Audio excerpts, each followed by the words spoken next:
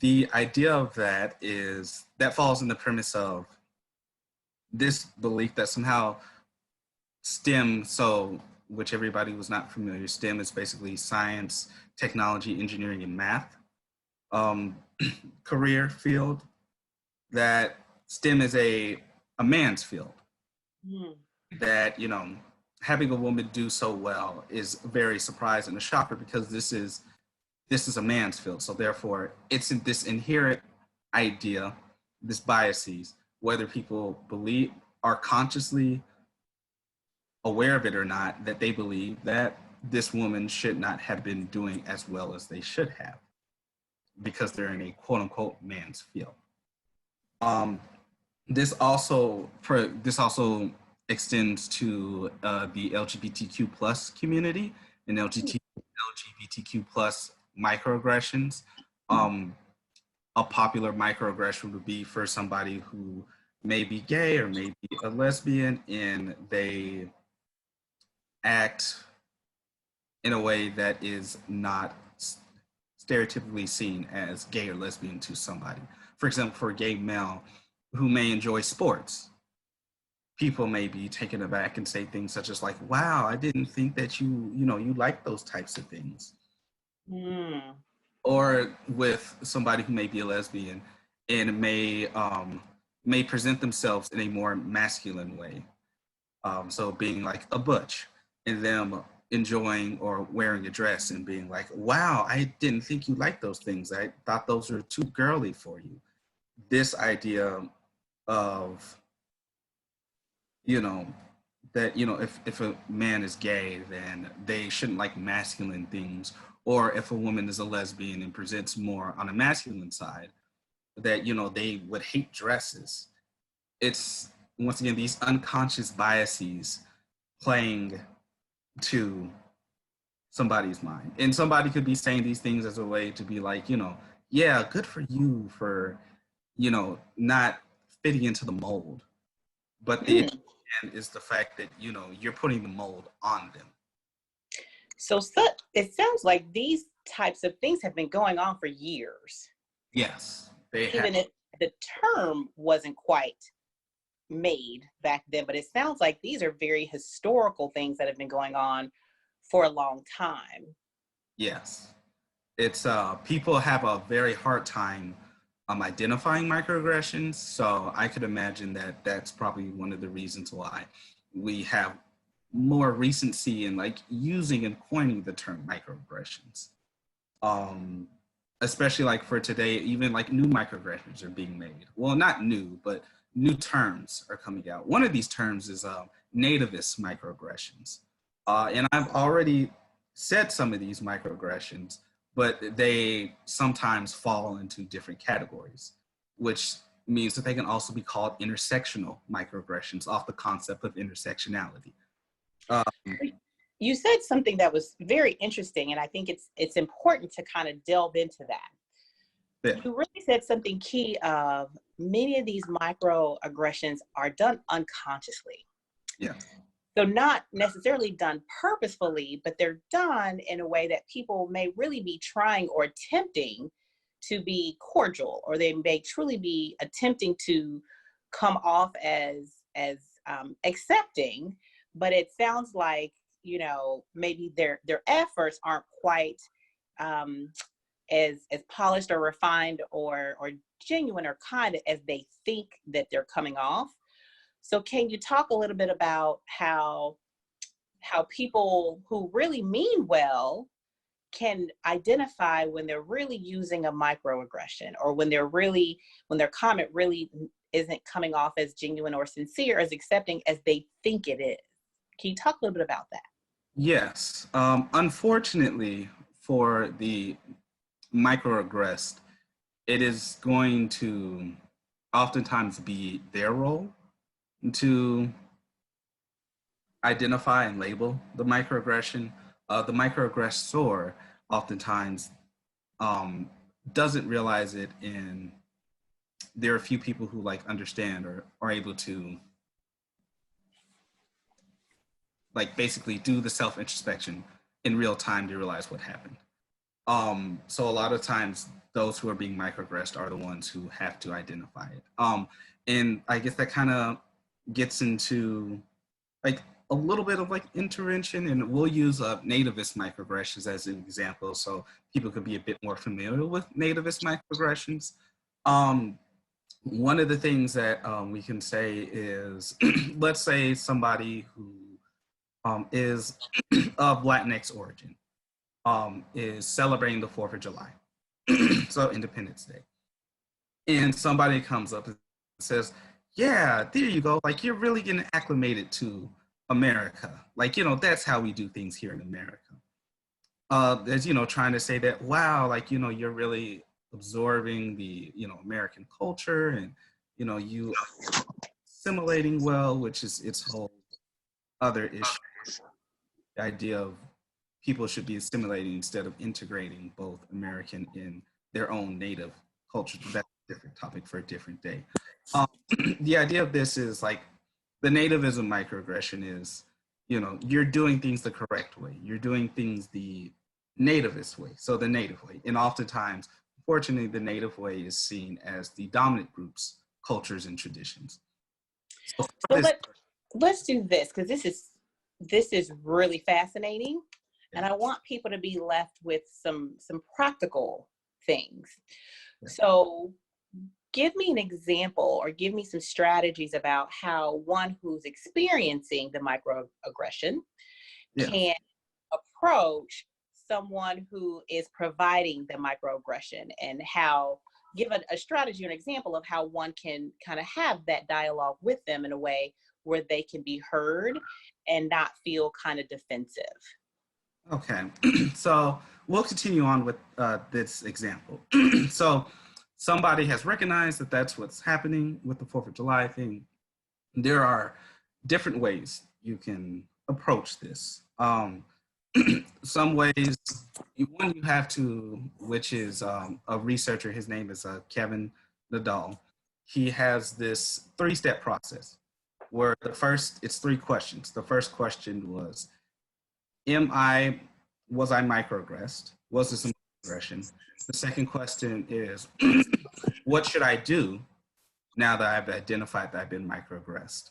Mm-hmm. And the third question is, how am I going to act on my decision? I would say that it's a little tricky for microaggressions because you get caught in this catch-22 situation. And it was what you had mentioned beforehand. Sometimes people go and, they want. I'm doing a Zoom thing. I'll call you back in about 20 minutes. Bye-bye. But they understand that, defensiveness oftentimes, like accusatory, and basically just more stress gets put upon them when they go and confront the person who's microaggressed. But stress is still placed upon them if they say nothing. So for those who do feel the need to actively say something and not do things such as just like roll your eyes or sigh or walk away, the two things that have been said the most or talked about the most as effective ways of communication are simply asking the person who microaggressed you to clarify or elaborate on what they meant by their statement, or to use I statements. Mm-hmm. Clarifying is simply just, I noticed, for example, for this example that we've been talking about, I noticed that you said that I am doing things the American way, or this is how we do things in America. Can you please tell me, more about that and why you said that to me? Mm. So making them think about their statement. Yes. Okay. Oftentimes this, allows people to, once again, mull it over. And if this was done maliciously, oftentimes people will just simply walk away because they don't want to embarrass or shame themselves in a public place and saying that, yes, essentially saying that, yes, I was being discriminatory towards you. And for those who are truly self-introspecting and truly trying to be better, they will think about it and realize that they made a mistake. For the second one, which is to use I statements, this is communication You use I statements to make sure to convey how you feel, and to not be accusatory, and to not confront others. So instead of saying maybe things like, you're racist for saying that, you can say things such as, I felt discriminated against, I felt hurt that you said these things to me. Mm. Does not accuse the person, but instead lets the person understand the impact of their actions. So like their intention might have been to make you feel more American, but their impact instead made you feel more like a forever foreigner. Mm. So it sounds like we've got a 3-step process for the person who's receiving it. First step is, was I microaggressed? A deeper understanding of how I was microaggressed. And then what am I going to do about the microaggression? Yeah. Sounds like a 2-step process for then the action, being the action can be, can you clarify that to have the person do some introspection and dig a little deeper into what the true intent of their comment was? And then the second part is the in a gentle way stating, this is how I felt by your comment. But as you said, very key, not using a you statement and not having someone go on the defensive, but saying, I'm owning my feelings based on what you said. Yes. But yes, to demonstrate impact versus intentionality. Perfect. So moving on the same vein, I'd like to kind of transition into talking about this on a more global level. So we've got the person as an individual experiencing the microaggression, and then what are they doing about it as an individual? But let's talk about this on a collective plane. Okay. So, and what's kind of going on nationally with the civil injustices, talk about how microaggressions is playing out collectively as a group. So for microaggressions, for what is happening now with the civil unrest, we can talk about the forever foreigner stereotype with immigrants and immigration in DACA and the human rights tragedy of having children and families in cages. This is the forever foreigner stereotype, which also is used in a way to dehumanize people, to justify the actions of ice spraying children and families with pesticides on the hour, every hour, and to lock people up in cages and not give them the proper food, proper medical attention, and things such as that. In terms of the civil unrest, in terms of unjust killings and the lack of justice that is being shown, and the anger and frustration that is resulting from said lack of justice, this falls under the assumption of criminality for Black people. For Black people, the assumption of criminality is this idea that Black people are inherently criminal, are inherently bad. They inherently break rules.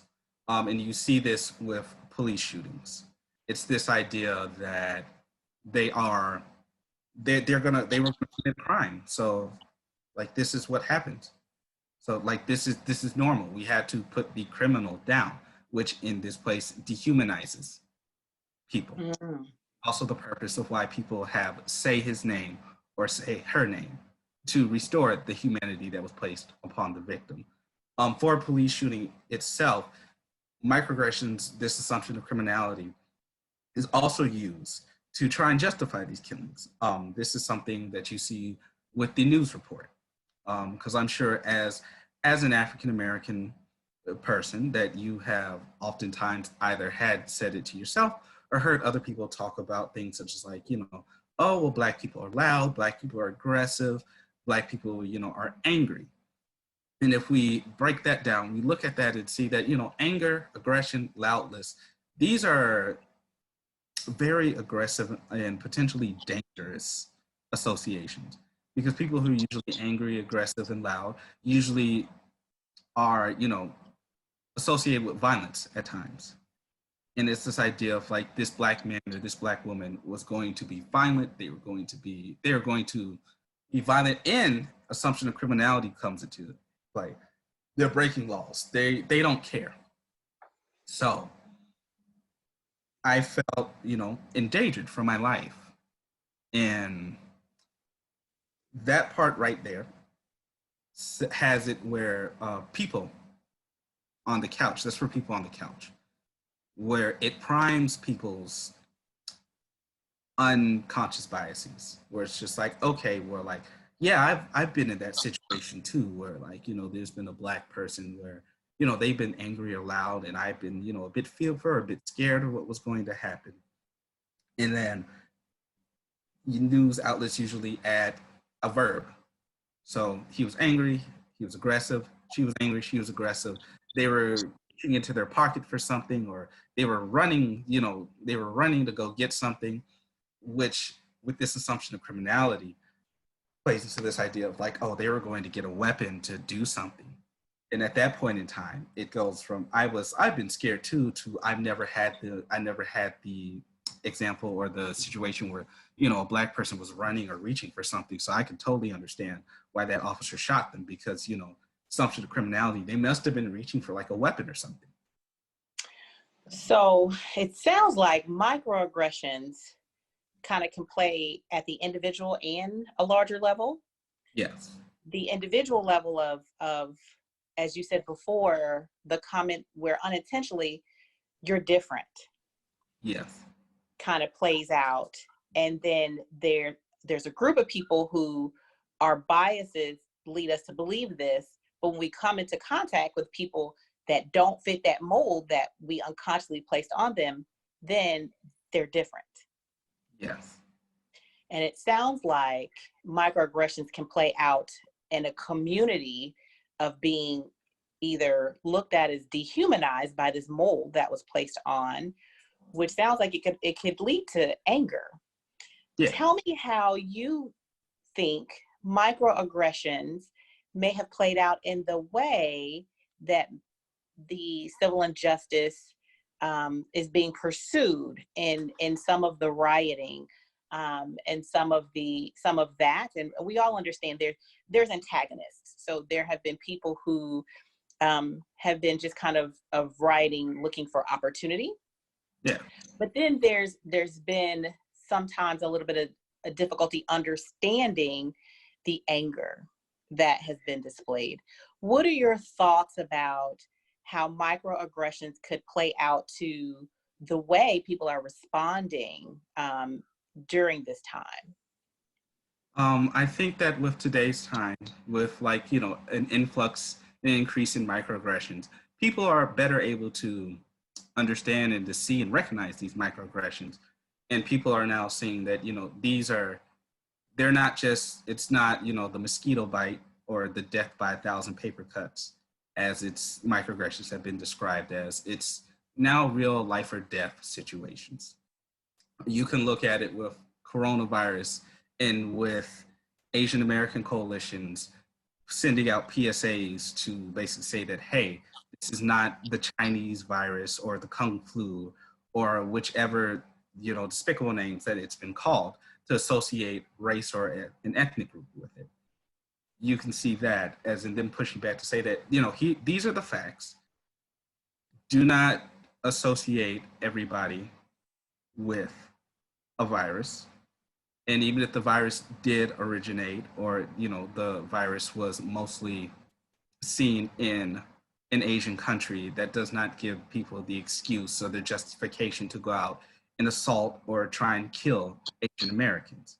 You see that with people with immigration and with DACA status and with the atrocities that are being shown in detention centers, where people are now marching, people are now marching, people are now refusing to let that be swept under the rug. And you see it now with Black Lives Matter and with Black people, with the unjust killings, because people now see that, and people across the world now see that that microaggressions and basically a few unconscious biases are leading to people getting killed, people being treated like animals, people being headhunted and targeted for things that are, you know, out of their control Wow. for doing the right thing.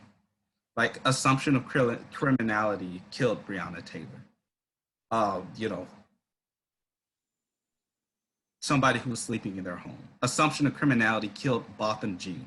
Somebody who was relaxing in their own apartment, into where the police said that, you know, this couldn't have been his apartment because it's too nice, or you know, this couldn't have been this apartment because his neighbor was Amber Geiger, this white woman. How can he afford something to, you know, afford to live next to this white woman with this nice swanky apartment? I think people are now being frustrated in understanding and knowing, which harkens back to Dr. King's To America speech, where he says that riots are the language of the unheard. Say it again. At this point, people understand people have been talking about microaggressions and they've been unheard. People have been peacefully protesting, whether it's sports figures with Colin Kaepernick or LeBron James and various other NBA superstars wearing I Can't Breathe shirts for Eric Gardner, or people protesting, people boycotting stores to send a message. And, you know, having none of that happen, having no change coming from about, to now saying, well, you know, we've exhausted every other opportunity. So now we have to hit them where it hurts, and we might have to use aggressive means. I would also like to touch upon the point where you said that, you know, some people are antagonists and some people are, you know, looting for opportunities reasons. For example, for Minneapolis, when people were saying that, you know, Black Lives Matter, or the protesters were looting or were committing arson for all the buildings that were being burned down. It has already been shown that the person who was burning down these buildings was a white man. And this once again goes back into the assumption of criminality. Arson is a crime. People, you know, Black people and other minorities are protesting or quote unquote rioting. It must be them, because, you know, it just makes sense. Black people are more, you know, they're criminals. They're more likely to do crimes. So it is them. There's no benefit of the doubt. Yes, there's no benefit of the doubt when it is not them. It is the same thing with like over policing in Black communities, in poor minority communities. This assumption of criminality, you know, has this idea that they have to be policed, because if they don't, then it's just going to be a cesspool of crime in these neighborhoods. And, you know, when more police are in your communities, there are more opportunities for interactions, which leads to more arrests, whether these arrests are justified or not. So that further entrenches like this assumption of criminality, because people like to talk about like statistics saying that, you know, crime happens more in like poor Black neighborhoods and things such as that, and Black on Black crime, when in reality, this is a result of over-policing and proximity crimes. And proximity crimes coming from redlining and segregation, where minorities have had to be holed up in little areas of land because of white flight and or gentrification. Like, you never hear about white on white crime because these are proximity crimes. You're going to commit crimes where you're going to commit crimes in your areas and on people that are near you. I've got $1 million question for you, and then I'm going to open it up. Okay. So I'm going to apologize for the grandeur of this question before I put it out.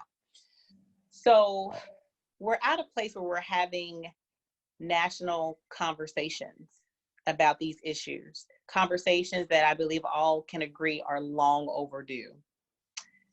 What are your thoughts about how we need to continue having these conversations and how to have them about microaggressions and the historical context Because again, if we don't understand history, we're doomed to repeat it. So in one or two quick quiz, what are your thoughts about how do we continue this momentum? Because we all know, there's things that fire us up, but then that fire dies. But how do we have something that is long lasting? What are your thoughts about that? I think that we as a people need to understand and need to learn the basic level. I think what happens, which we see a lot of in today, especially now, is people come out and get fired up over killings. People get fired up over like big things that make the news without even stopping to think that, the reason why this happens is because these small things, these microaggressions have been allowed to fester underneath. And it comes to a head in many tragic and heinous ways. I think people having a commitment to looking at and taking more seriously the things such as like the Amy Cooper incident, or having people where they see people are being like 911 is being called on because of reasons such as like, oh, I don't feel safe, or like saying things such as, like, well, I know that the police don't like you, and I know that the police are going to make, going to take my side, so I'm going to call them just to spite you. Like, we know people in our everyday lives who have done these things to African Americans, whether they are African Americans themselves, or non-Black POC, or white people. I think this commitment to essentially kind of like grassroots, with like how we see in the political campaigns where a lot of people are sticking more towards grassroots instead of like the wealthy, looking at building from the ground up rather than building from the top down. I think we should take a ground up approach to where we look at microaggressions and like everyday microaggressions and understand that cutting those out prevents things from rising to the top. So I think our conversations should stick on like, just everyday biases. Everyday biases for Black people that would look like having a discussion and a continued and prolonged discussion and dialogue about anti-Blackness and about how anti-Blackness is ingrained in American society, about how anti-Blackness and racism and discrimination is the fabric of American society. I apologize if people feel like, what I just said was a bit sensational or anything, but I truly do believe that, institutionalized systemic racism, which takes many forms, which, is anti-Blackness for Black people, is ingrained in American society. And I think having an honest conversation about that and acknowledging that would be the way to not only continue on this conversation, but be on the road to make change and make lasting change. I like it. So it sounds like there's plenty of room at the larger level, but there's the most beneficial method, which is the way that we can all be involved on a day-to-day basis on an individual level with, as you say, those 3 actions. If I'm the recipient, was I microaggressed?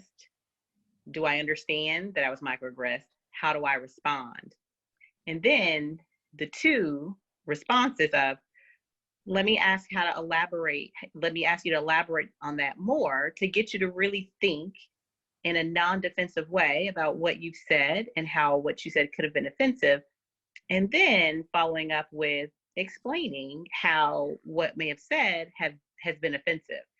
To again, at the individual level, which is what we can all commit to consistently, imparting knowledge and education in a way that's not defensive, in a way that can be heard. Yes. I like it, Mr. Lawson. So again, I can dominate the conversation forever and I can talk forever. But what I'd like to do is open the floor up. So if anyone has questions directly for Mr. Lawson while we've got him on the line and dispensing all this wonderful knowledge, for him to answer your questions directly, you can either unmute yourself and ask him directly. or you can put your question in the chat box.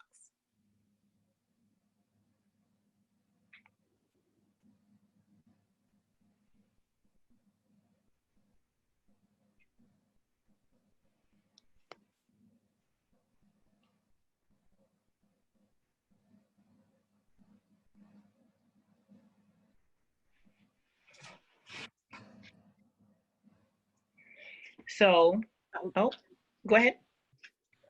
How would you suggest one deal with the microaggression on the job? I would say that for microaggressions, I would say that the clarification would be the best way. I do understand and recognize that, we cannot use I statements on the job because people still may take that as a way of saying that, oh, they're calling me a racist. In terms of clarification, it is simply, what are you saying? Can you please elaborate that for me? There's no way for that person to try and say that you were accusing them of something or that you were speaking negatively of them because you were simply asking for more information. It gets your point across and it doesn't put you in harm's way. Thank you for that. I will practice that going forward.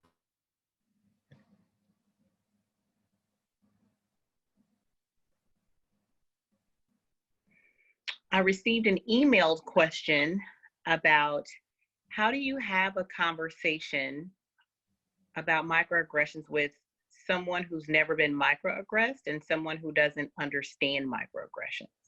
Okay. I think, well, one, I truly honestly don't believe that nobody hasn't been microaggressed. It's like a mosquito bite or like a paper cut. So oftentimes people don't even know that they're being microaggressed.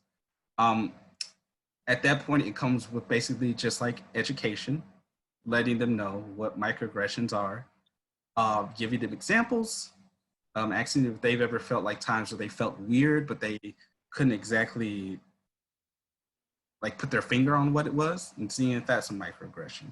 And I think the one thing about it is to just realize that we all have biases, which means that we're all going to commit microaggressions. And to understand that, that's going to happen, and to simply, when that does happen, to not be that person who's like, oh my gosh, I'm so sorry that I did this. I'm so sorry, I feel so bad, but to just simply acknowledge what you did and vow to take action steps in the future to do better.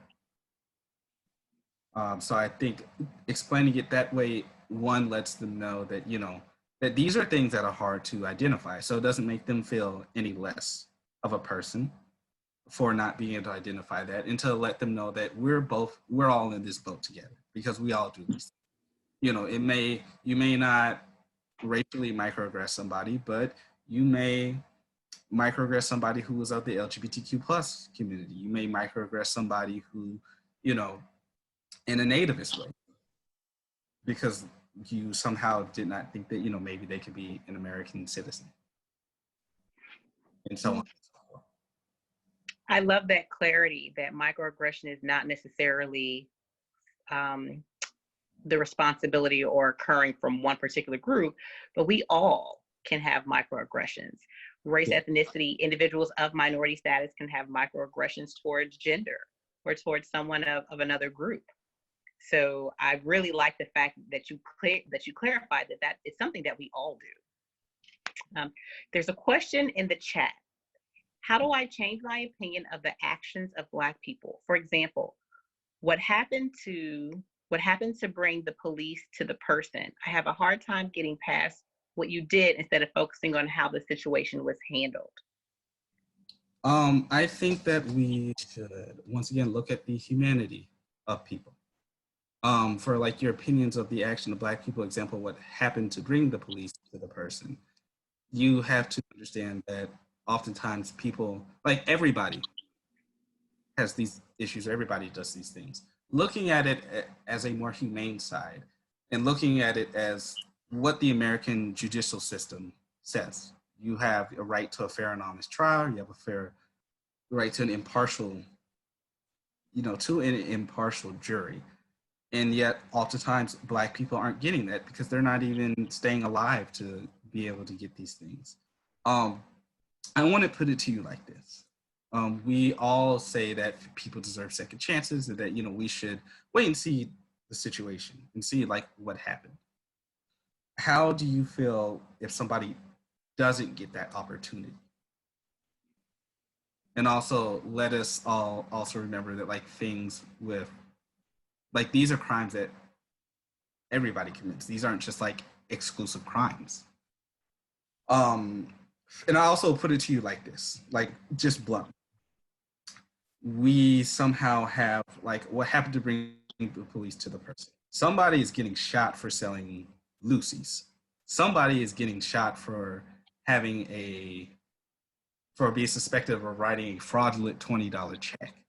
However, people are getting apprehended and getting free meals after shooting up a whole church that invited them to worship with them before killing them, to worship and to spread and share in community.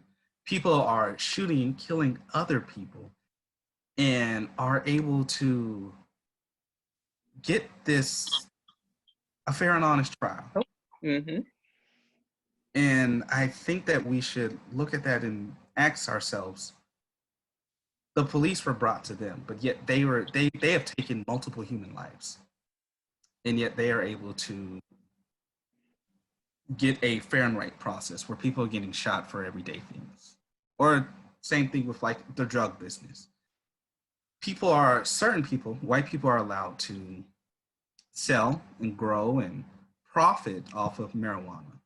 Whereas minority people right now are locked up for decades at a time for maybe enough marijuana to cover making like a blunt. Like I think we need to ask ourselves and look at this in a way of, well, how if all things are being equal, how is this fair? Is this right? Is the same protocol or same procedure being given to everybody? And if it's not, then that's wrong. And why is it wrong? I like it. I think we do need to do some evaluation of our policies, some systemic microaggressions and how they've accumulated over time to get us into the state that we're currently in. But I also think that as long as we're able to have these conversations, there's still an opportunity for hope. And I do want everybody to take that away of we're having a good dialogue to promote education, and hopefully that education leads to change. And as long as we're able to do that, as a solid community, then we always have hope.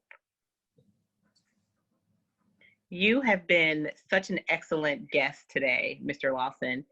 Please tell us how we can reach you for further questions, further discussions, further comments on this topic.